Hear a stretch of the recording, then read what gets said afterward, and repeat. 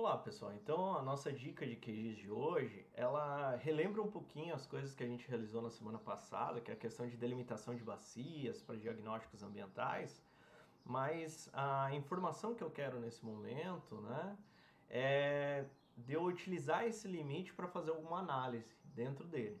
E a análise que eu vou realizar dentro dele é a criação de um caminho, né, dentro de um limite aqui determinado, de uma microbacia. Eu quero definir uma estrada, por exemplo, e o caminho dessa estrada tem que ser um caminho que ele não passe por feições que são muito importantes ou restritivas nesse processo, tá? Para uma construção de uma estrada ou um caminho, por exemplo.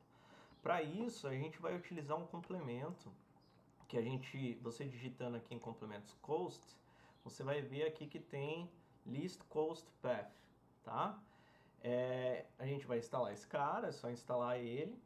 E no caso aqui eu peguei duas camadas, só para a gente ter um entendimento de como funciona esse plugin, mas a gente poderia colocar N camadas aí, com todas as restrições que eu tenho para o meu projeto, para o meu caminho de estrada ali que eu quero gerar.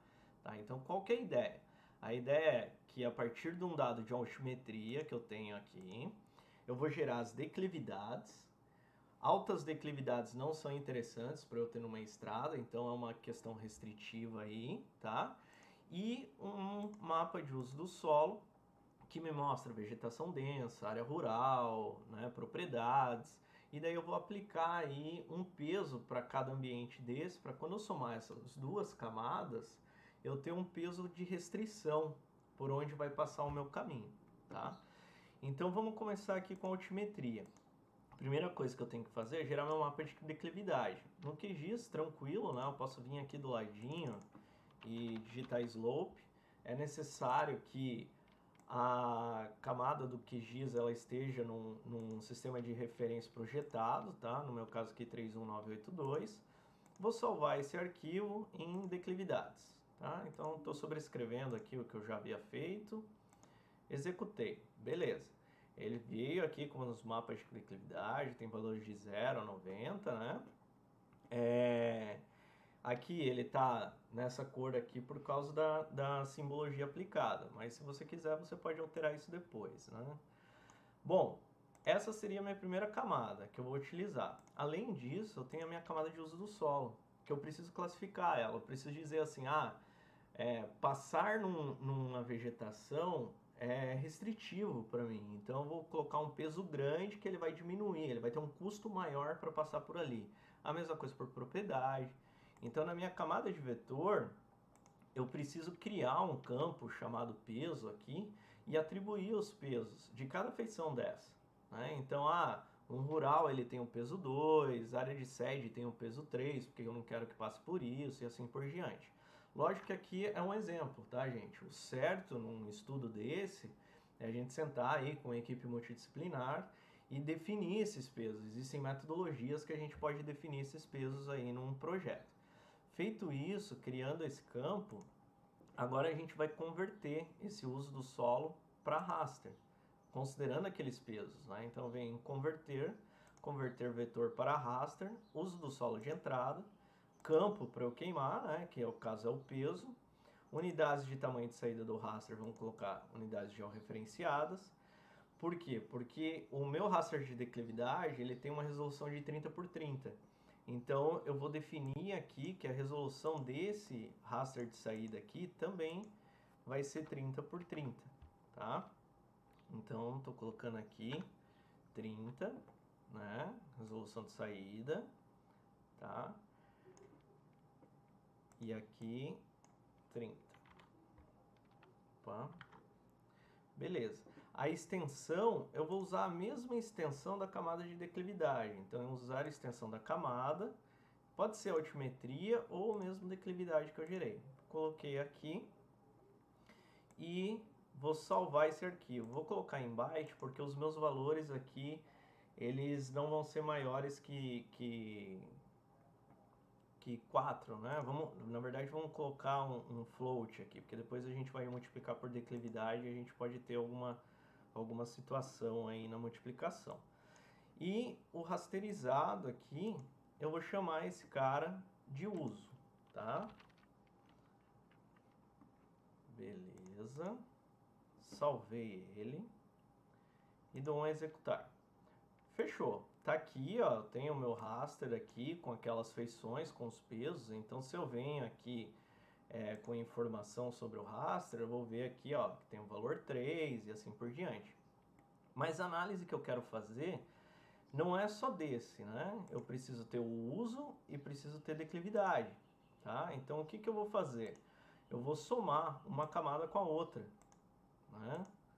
Que a gente vai trabalhar um pouquinho aí com álgebra de mapas. Então, eu vou vir aqui em raster, calculadora raster, tá?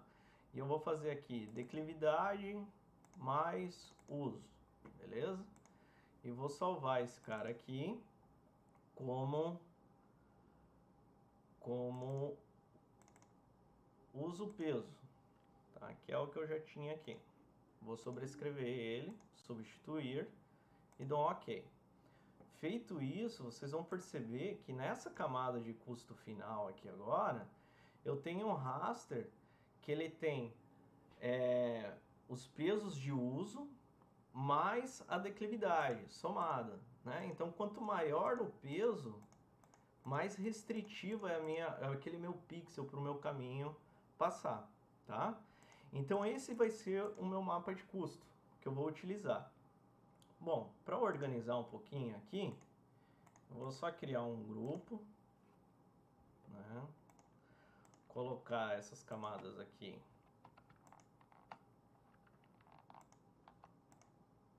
tudo dentro do grupo aqui.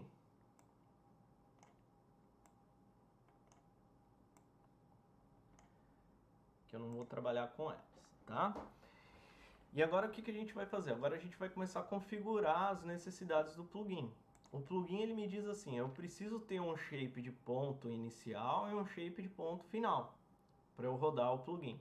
Então eu tenho que criar duas camadas vetoriais, né? Então eu venho aqui, esse nome de arquivo aqui eu vou chamar de start, um shapefile novo que eu vou chamar de start, tá? Do tipo ponto, e aqui no mesmo sistema de referência que eu estou trabalhando, tá? E dou um OK. Beleza, a camada já existe, você quer substituir, porque eu já tinha uma camada, criei um start. E vou criar aqui também um end, tá?